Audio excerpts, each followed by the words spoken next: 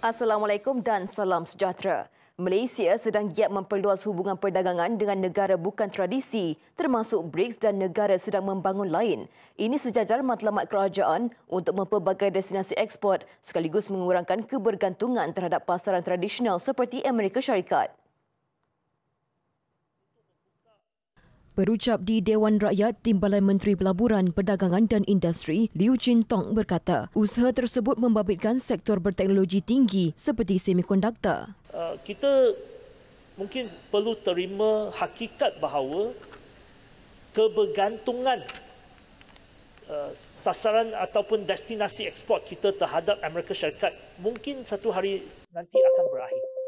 Amerika Syarikat sekarang ini tidak ingin mengimport begitu banyak daripada negara kita dan negara-negara Asia. Katanya Perdana Menteri Datuk Seri Anwar Ibrahim akan melawat benua Afrika bulan depan bagi meneroka pasaran baru. Malaysia juga menambah baik hubungan dengan Bangladesh dan Pakistan untuk mewujudkan pasaran ekspor alternatif. MITI turut merancang memeterai memorandum kerjasama dalam bidang semikonduktor bersama Brazil. Pada masa sama, rundingan dengan India sedang berjalan bagi mewujudkan memorandum kerjasama melibatkan industri semikonduktor serta sektor-sektor lain.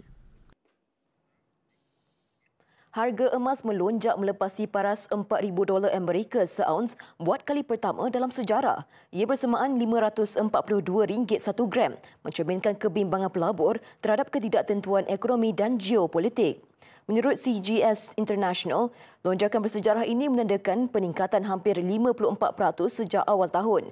Ia didorong fenomena beralih kepada aset selamat apabila pelabur meninggalkan aset berisiko. Ini berikutan krisis penutupan kerajaan Amerika Syarikat berpanjangan, ketegangan perdagangan yang semakin memuncak serta peningkatan risiko geopolitik di Asia Barat.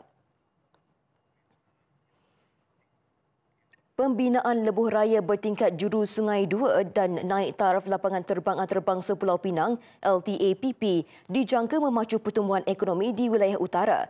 Lebuh raya bernilai RM3 bilion itu akan mengurangkan kesesakan lalu lintas antara Pulau Pinang dan utara Semenanjung.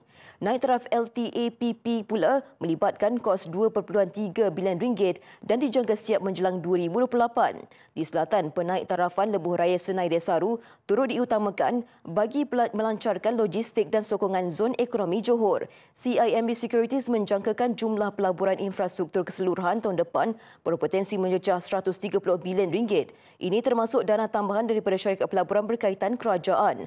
Usaha ini dijangka mengukuhkan aktiviti ekonomi dan menjana pekerjaan melalui sistem pengangkutan yang lebih cekap dan moden.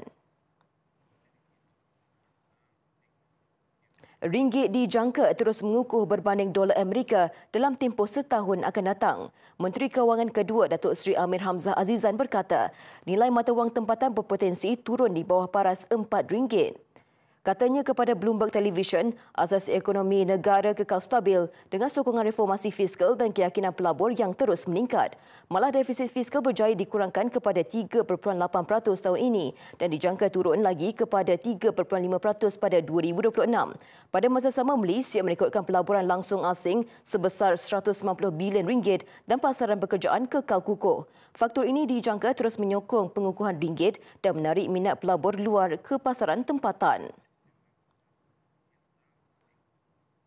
Bursa Malaysia ditutup rendah pada sesi dagangan hari ini. Pada jam 2 petang, FBM KLCI turun 7.06 mata kepada 1,615.19. Kaunter rugi mendahului untung pada 807 berbanding 375, manakala 464 kaunter diniagakan tidak berubah. Menurut penganalisis, pelabur mengambil sikap berhati-hati susulan cadangan Presiden Donald Trump menaikkan tarif ke atas perangan import China. Walaupun sentimen pasaran lemah, asas domestik kekal stabil dengan sokongan belanjawan 2026 serta minat pada saham pengguna.